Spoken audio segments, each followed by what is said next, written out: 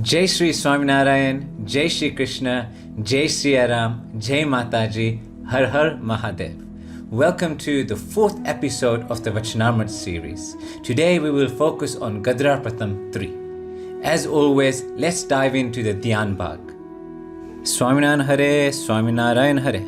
In the somewhat year 1876, on the night of Moksha Sud 6, Shiji Maharaj was sitting in Dada Kachar's darbar in Gadhada.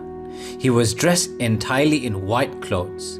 A sabha of munis as well as Haribhaktos from various places had gathered before him. As explained before, let's transport ourselves to the Akshardhamni Sabha, where sitting beside us is Santos and Haribhaktos. And there, right in front of us, is Shiji Maharaj, where he is going to deliver this Vachanamrut to us. In this specific Vachanamrut, there are no questions. Instead, Maharaj, out of compassion and out of love, he will advise us through this amazing Vachanamrut. Shiji Maharaj then said, even a person who can constantly see the Murti of Bhagwan in his heart should recall the Leelas performed by Bhagwan in his different avatars in different places.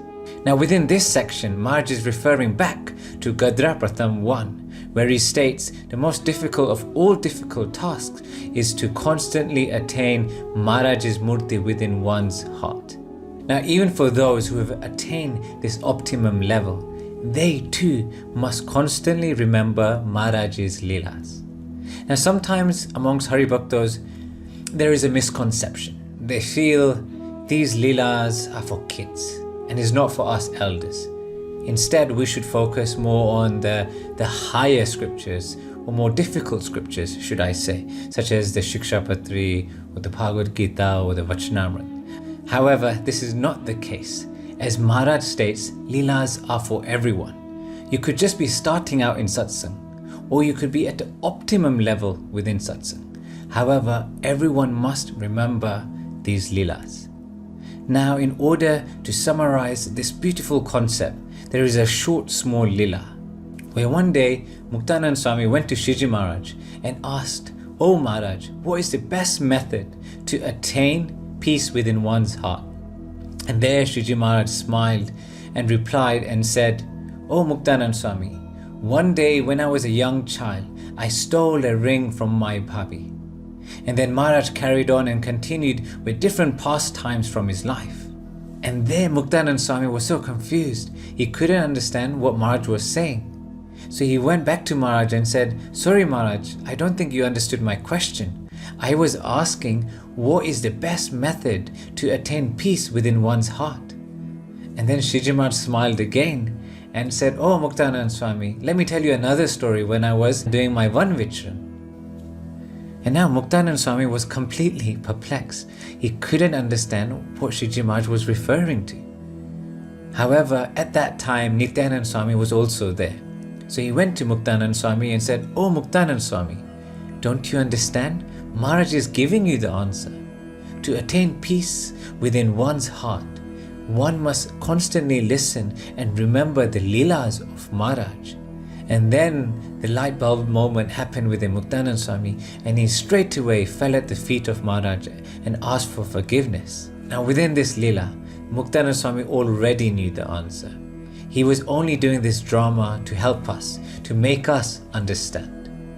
Muktanand Swami was a great Aksharmut, and he knew to attain peace, we have to remember and recite these Leelas of Maharaj. Now within our Sanatan Dharma, we are so fortunate as we have millions and millions of Leelas which we can refer to.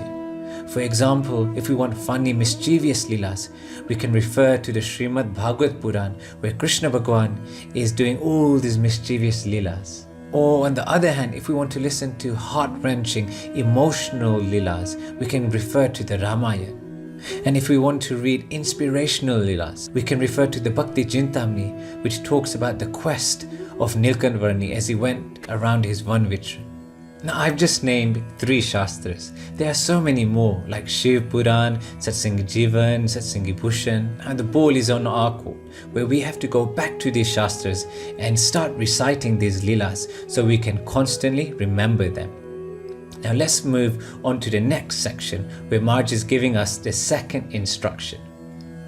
You should also maintain love for brahmacharis, sadhus and satsangis and should always remember them. Now within this section, Maharaj talks about the concept of loving our whole satsang family. However, we are very selective in terms of who we love.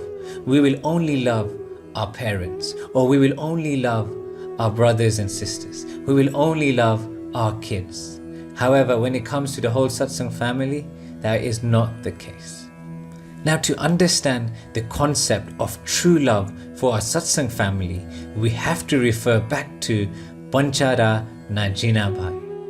As we know, Jinabai was the Diwan of Junagadh and he was the ruler of Panchara. Now one day as he was travelling to Mangrove, there he heard that Kamarsi Vanja was so ill that he was bedridden and his family had given up on him. So as a result, Jinabai asked the family and said, "Can I take Kamarsi Bai home and I will look after him?" The family agreed and said, "Yes, please take him." So there and there, without a second thought, Jinabai picked up one side of the bed and with 3 others, they walked all the way from Mangrol to Panchara, and there they took him back to his residence.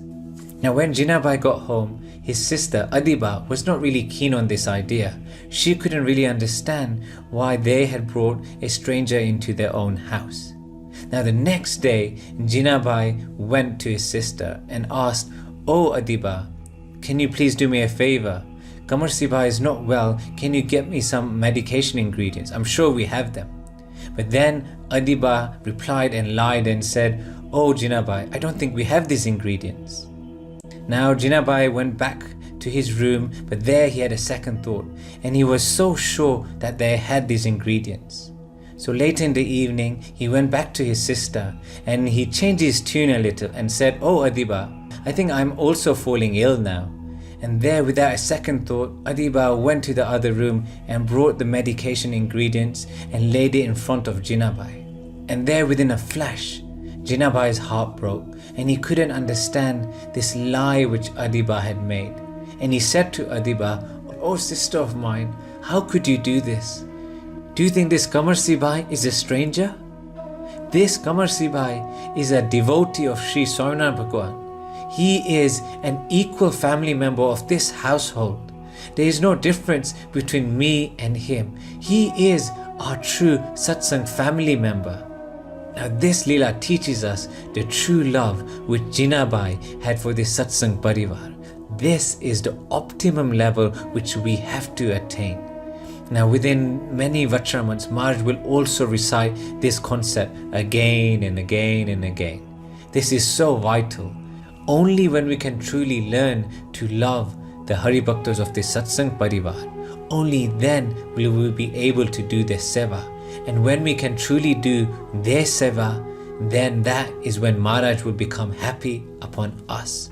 Now this concept is universal within our Sanatan Dharma. As the famous Kirtan by Narsi Mehta goes, "Vaishnava jan to tene kahiye, bhir parai jane re." Now within this Kirtan, Narsi Mehta ji is stating that a true Vaishnava, a true devotee of Bhagwan, is one who can understand the pain of others. And when they can understand the pain of others, they can truly be there to help and support them. Now this is the same concept which Maharaj is referring to in this Vachanamrut. When we can truly learn to love our satsang family, only then will Maharaj be happy upon us. Now let's move on to the next section. If at that time of death he forgets the Murti of Bhagwan, but remembers the Leelas performed by him in the different places, or if he remembers satsangis, brahmacharis or sadhus, then he will also remember the Murti of Bhagwan. In this way, that person attains a high spiritual status and benefits greatly. Now trying to remember Maharaj on a normal day is so difficult. But imagine being on our deathbeds and trying to remember Maharaj. It will be merely impossible. For example, when we get the flu, we got a soaring headache, we got high fevers and a chesty cough. Now within that state, we can hardly think of Maharaj's Murti. Now imagine when we're on the deathbed, the pain would be 10 times, 20 times more.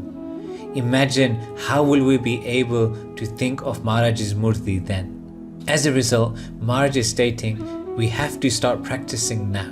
By remembering these Leelas on a constant daily basis, we will be able to focus on Maharaj's Murti when the time counts. Now on a practical level, we can easily implement remembering these Leelas on a daily basis. If we have young kids, then we can read a small Leela to them every night when they go to sleep. And now we live in the age of technology where we can easily listen to Leelas online. We just need to find 5 minutes within the day. Now as Maharaj stated, let's try to implement this routine into our lives where we can recite and remember these divine Leelas of Maharaj into our hearts. And by doing so, we will truly be able to attain Maharaj's Murti. And now let's move on to the final section. And that is why I perform Grand Vishnu Yagnas, annually celebrate Janmashtami, Ekadashi and other festivals and gather brahmacharis, sadhus and satsangis on these occasions. Even a sinner who remembers these occasions at the time of death can attain Akshardham. As we can see, Maharaj is performing these great utsavs and events for our benefit. If we can remember them, then it will make our path to Moksha so much easier. Now all we have to do is go and attend. We have to make that initial step. So when there is a Janmashtami, so when there is Ekadashi or Shivratri, let's make that positive change where we will actually go to the mandir and enjoy this celebration. Furthermore, Maharaj states, even someone who doesn't even believe in Bhagwan, even if they accidentally attend this great festival and by chance they remember this, then Maharaj will even collect them to Akshardham. So you tell me, what is there to lose? Now this is the final Leela of the day. One time Shiji Maharaj was carrying series of festivals. Now on the final day, Maharaj asked the devotees and said, I want to feed the whole village and not a single person should be left out. So then Maharaj went to the locals and said, I want to feed you today. Tell me, what do you want to eat? Then one of them stood up and said, Oh Maharaj, I want to eat Selen. Then Maharaj goes, Selen? What's that? Then he explained and said, Selen is rice, add sugar, and then add lot of ghee, and that's Selen.